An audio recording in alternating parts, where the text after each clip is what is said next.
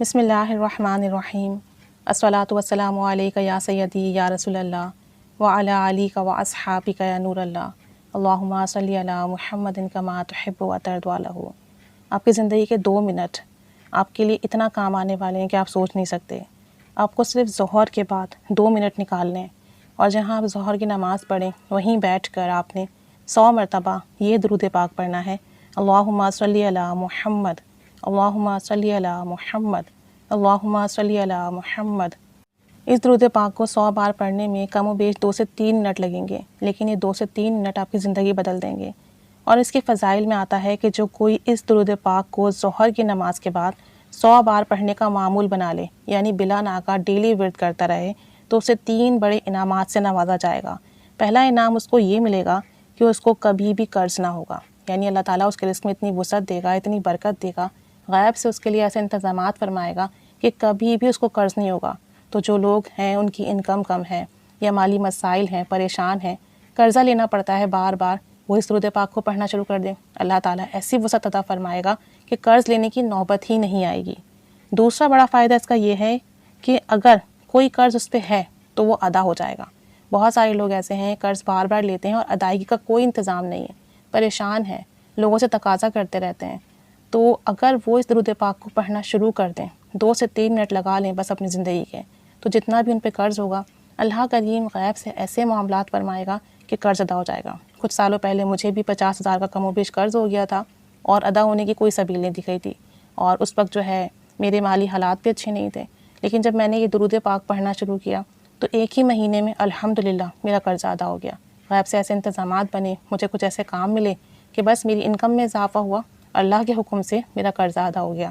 اور تیسرا اس کا سب سے بڑا فائدہ یہ ہے جس کی ہم سب کو بے پناہ ضرورت ہے، وہ یہ کہ قیامت کے دن اس شخص کا کوئی حساب نہ ہوگا، بلا حساب و کتاب جنت میں جائے گا۔ تو سوچیں، ہم تو اللہ کے آگے حساب دے ہی نہیں سکتے اپنے کسی بھی عمل کا، اپنے کسی بھی پل کا، اپنے کسی بھی کام کا۔ ہمارے تو تمام کام بیکار ہیں، تمام اعمال ہمارے ایسے ہیں کہ نہ جانے قبول ہوں کہ نہ ہوں، تو ہم تو حساب دے ہی نہیں سکتے، کوئی بھی شخص نہیں دے سکتا حساب۔ تو ہم تو یہی دعا کرتے ہیں کہ اللہ کریم ہمیں بے حساب جنت میں داخلہ عطا فرمائے۔ تو اگر ہم یہ درود پاک پڑھنے کا معمول بنا لیں، اللہم صلی علی محمد، صرف 100 بار ظہر کی نماز کے بعد، تو آپ سوچیں بلا حساب و کتاب جنت میں داخلہ ملے گا۔ تو کتنی بڑی سعادت کی بات ہے۔ تو جس شخص کے لیے جنت کا وعدہ ہو جائے اس کا خاتمہ بھی ایمان پر ہوگا، اسے عذاب قبر بھی نہیں ہوگا، اور پھر قیامت کے روز حساب و کتاب سے محفوظ رہے گا۔ تو سوچیں کتنی بڑی نعمت کی بات ہے۔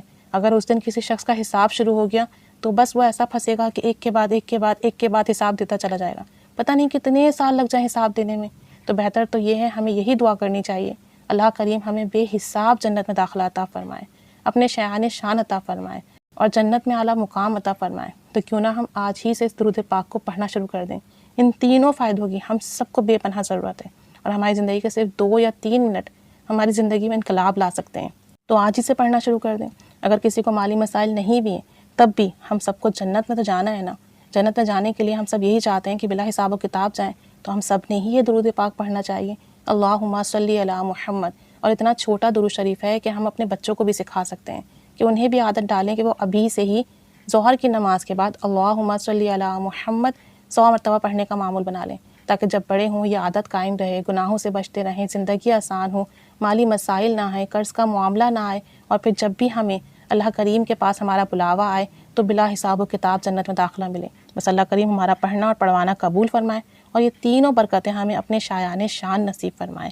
خوب اس درود پاک کو پڑھیے، دوسروں کو بھی بتائیے تاکہ آپ کے لیے بھی صدقہ جاریہ بنے، نہ جانے کس کا کام ہماری وجہ سے آسان ہو جائے اور ہم سب کے لیے صدقہ جاریہ بنتا جائے۔